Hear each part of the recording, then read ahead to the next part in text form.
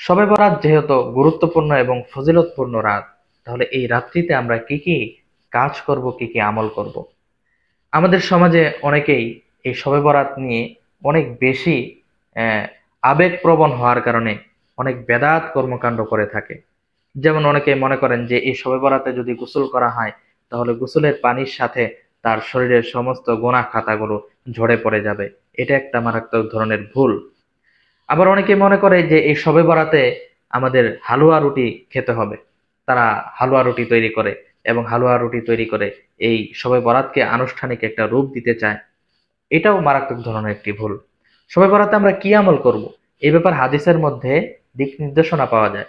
আল্লাহ রসুল সাল্লাল্লাহু আলাইহি সাল্লাম বলেছেন, ইদা কানাত লাইলাতুন নিসফি মিন শাবান, যখন লাইলাতুন নিসফি মিন শাবান অর্থাৎ এই শবে বরাত আসবে, তখন ফাকুমু লাইলাহা, তোমরা রাত্রিভর দাঁড়িয়ে দাঁড়িয়ে ইবাদত বন্দেগী করতে থাকো। ওয়া সুমু নাহারাহা, এবং দিনের বেলা তোমরা রোজা রাখো। শাবান মাসে আল্লাহ রসুল সাল্লাল্লাহু আলাইহি সাল্লাম খুব বেশি রোজা রাখতেন। এটা একটা বিষয়। দুই নাম্বার বিষয় হলো যে আইয়ামে বীজ রাসূল সাল্লাল্লাহু আলাইহি সাল্লাম প্রতি মাসের 13, 14, 15 তারিখে রোজা রাখতেন।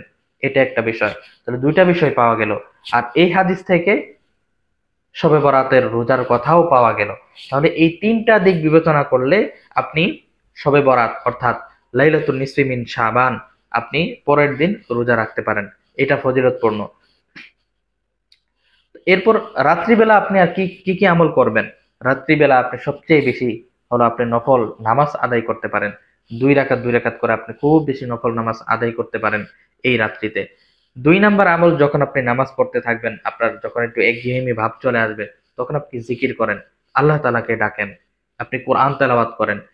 তো শবে বরাতে আপনি এই আমলগুলো বেশি বেশি করতে পারেন। তো আমরা এই আমলগুলো না করে আমাদের সমাজের এক শ্রেণীর মানুষ কি কাজ করে? তারা হলো এই শবে বরাতকে আনুষ্ঠানিক রূপ দেওয়ার জন্য তারা মসজিদে একত্রিত হয় এবং খুব ধুমধাম করে মসজিদে ইবাদত বন্দেগী করতে থাকে, সম্মিলিতভাবে জিকির করতে থাকে। তো শবে বরাতের একটা সিক্রেট আমল হলো রাসূল সাল্লাল্লাহু আলাইহি সাল্লাম একাকী আমল করেছেন। রাসূল সাল্লাল্লাহু আলাইহি সাল্লাম সম্মিলিত আমলের কথা বলে যাননি। এই জন্য শবে বরাতে আপনি সম্মিলিত ইবাদত না করে আপনি একাকী আমল করেন। মসজিদের মধ্যে আনুষ্ঠানিকতার সাথে আপনি ইবাদত বন্দেগী না করে, আনুষ্ঠানিকতার সাথে জিকির আজগার না করে আপনি একাকী ঘরের মধ্যে আল্লাহ তাআলাকে ডাকেন, একাকী নফল নামাজ পড়েন, একাকী আপনি কোরআন তেলাওয়াত করেন, এটার ফায়দা অনেক বেশি হবে। আমাদের সমাজের অনেকেই এই শবে বরাতকে কেন্দ্র করে আমরা হালুয়া রুটি তৈরি করি এবং এটাতে আমরা বিধিব্যস্ত হয়ে পড়ি। মা বোনদেরকে আমরা কাজে লাগাই দেই যে তোমরা হালুয়া রুটি বানানোর কাজে ব্যস্ত হয়ে যাও, এবং আমরা মসজিদে গিয়ে 2, 4 রাকাত নামাজ পড়ে এরপরে বাসায় এসে হালুয়া রুটি খেয়ে আমরা ঘুমিয়ে যাই। অথচ হাদিসের দিক নির্দেশনা অনুযায়ী বোঝা যায় যে এই রাত্রিতে তোমরা বেশি বেশি করে ইবাদত বন্দেগী করো। এই হালুয়া রুটি খাওয়ার কথা আল্লাহ রাসূল সাল্লাল্লাহু আলাইহি সাল্লাম কোন হাদিসের মধ্যে বলে যাননি। বিশেষ করে আমাদের আমাদের জেলায় অর্থাৎ জামালপুরের মধ্যে এই শাবান মাসকে তারা রুটি তাওয়ার চাঁদ বলে থাকে। অর্থাৎ এই শাবান মাসে তারা রুটি এবং হালুয়া তৈরি করে এগুলো মানুষের মাঝে বিতরণ করে থাকে। এটা মারাত্মক ধরনের একটা বেদাত। তো এই রুটি দেওয়ার চাঁদ, তারা এই চাঁদটাকেই রুটি দেওয়ার চাঁদ বলে তারা ঘোষণা করে থাকে।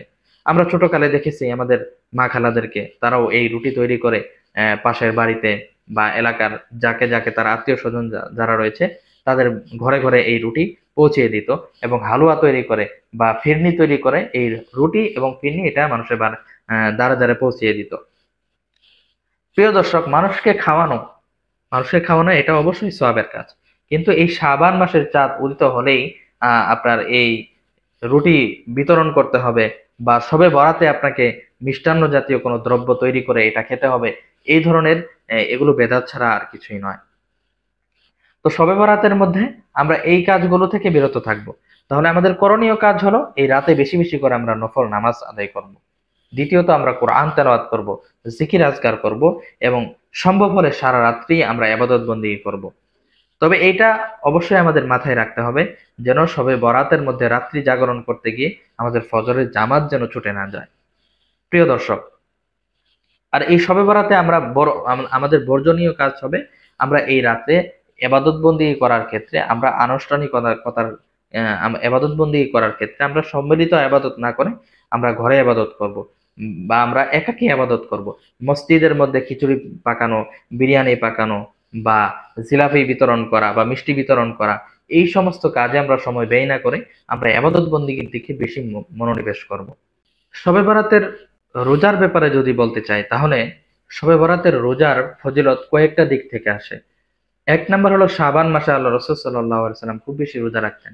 তো সেই হিসেবে আপনি পুরা শাবান মাসেই আপনি রোজা রাখতে পারেন। যদি পুরা মাসে আপনি রোজা না রাখতে পারেন, তাহলে আল্লাহ রসুল সাল্লাল্লাহু আলাইহি সাল্লাম প্রত্যেক আরবি মাসের আইয়ামে বীজ তথা 13, 14, 15 তারিখে রোজা রাখতেন। তো সেই হিসেবেও আপনি 15 তারিখে রোজা রাখতে পারেন। এরপরে আরেকটা বিষয়, একটি হাদিসের মধ্যে এটাও পাওয়া যায় যে ইযা কানাত লাইলাতুন নিসফি মিন শাবান, যখন শবে বরাত আসে তখন ফাকুমু লাইলাহা ওয়াসুমু নাহারাহা, রাত্রিবেলা তোমরা দাঁড়িয়ে দাঁড়িয়ে নফল ইবাদত বন্দি করতে থাকো আর দিনের বেলা তোমরা রোজা রাখো। তো এই হাদিস থেকেও রোজার ব্যাপারে আসে, রোজার ব্যাপারটা চলে আসে। তাহলে এই তিনটা দিক বিবেচনায় আপনি শবে বরাতের রোজাটা রাখতে পারেন। শবে বরাতের গুরুত্ব এই জন্যই তো বেশি যে আল্লাহ পাক রব্বুল আলামিন আমাদের গুনাহ মাফ করে দিয়ে আমাদেরকে নিষ্পাপ ভাবে আমাদেরকে রমজান দান করতে চান। এই জন্য আল্লাহ পাক রব্বুল আলামিন এই শবে বরাতে প্রথম আসমানে চলে আসেন। প্রথম আসমানে চলে এসে বান্দাদেরকে ডাকতে থাকেন, আলা মিম মুস্তাগফিরিন, কে আছো যে আমার কাছে ক্ষমা প্রার্থনা করবে, ফা আগফিরু লাহু, আমি তাকে ক্ষমা করে দিব। আলা মিম মুস্তারসিকিন, কে এমন রয়েছো যে আমি আল্লাহর কাছে রিজিক প্রার্থনা করবে, আমি আল্লাহর কাছে রিজিক চাবে, ফা আরযুকাহু, আমি তাকে রিজিক দান করব। আলা মিম মুবতালান, কে আছো যে বিভিন্ন ধরনের রোগ ব্যাধি বালা মুসিবতের মধ্যে তোমরা নিমজ্জিত রয়েছো, ফাওয়ানিহি, আমি তোমাদেরকে সেই সমস্ত বিপদ আপদ থেকে রক্ষা করব। আলা কাজা আলা কাজা, আল্লাহ পাক রব্বুল আলামিন হাত্তা ইয়াতলু আল ফাজর, অর্থাৎ ফজর পর্যন্ত এইভাবে বান্দাদেরকে ডাকতেই থাকে যে কে আছো, আমার কাছে কি চাইবা, আমি তোমাদেরকে দান করব। কে কোন বিপদের মধ্যে রয়েছো, তোমরা সেই বিপদকে আমার সামনে তুলে ধরো, আমি আল্লাহর কাছে ডাকতে থাকো, আমি আল্লাহর কাছে চাও, আমি তোমাদেরকে মনের চাওয়াগুলো, আমি তোমাদের মনের আশাগুলো পূরণ করে দিব। তো শবে বরাতের মতো এই উত্তম একটা রাত্রি পেয়েও যদি আমরা এই সময়টাকে কাজে না লাগাতে পারি, তাহলে আমাদের মতো হতভাগা, আমাদের মতো পোড়া কপাল আর কেউ থাকবে না।